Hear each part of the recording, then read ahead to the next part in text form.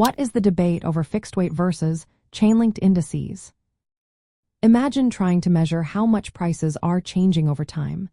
It's like trying to track a moving target while walking in a straight line.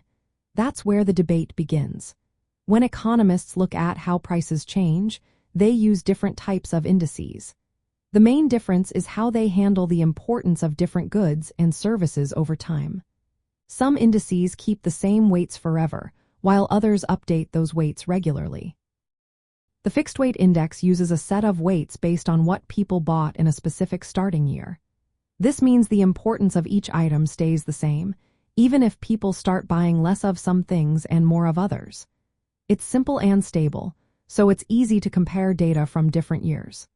But it can overstate inflation because it doesn't account for people changing what they buy when prices change.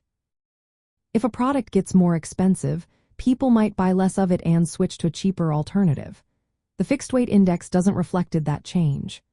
On the other hand, chain-linked indices update their weights often, sometimes every month or year.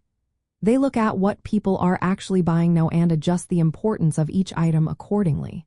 This way, if people switch from expensive beef to cheaper chicken, the index captures that change. These indices tend to show slightly lower inflation rates because they recognize substitution. For example, over a long period, the chain-linked index might show inflation about 0.2 to 0.3 percentage points lower than the fixed-weight index. The debate is about which method is better. Fixed-weight indices are straightforward, easy to understand, and keep historical data consistent.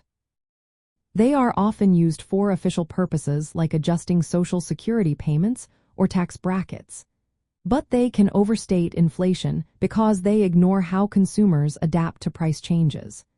Chain-linked indices are more accurate in reflecting what people actually buy today. They give a better picture of how the cost of living is changing because they consider substitution effects. However, they are more complex to calculate and can revise past data, which makes long-term comparisons trickier. They also requiring more detailed data collection and processing.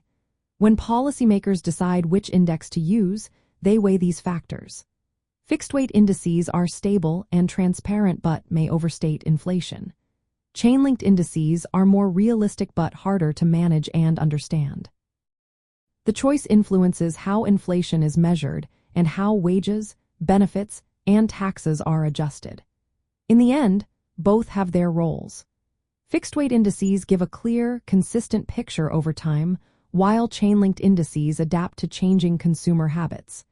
The ongoing discussion is about finding the right balance between simplicity and accuracy in measuring how prices change over time.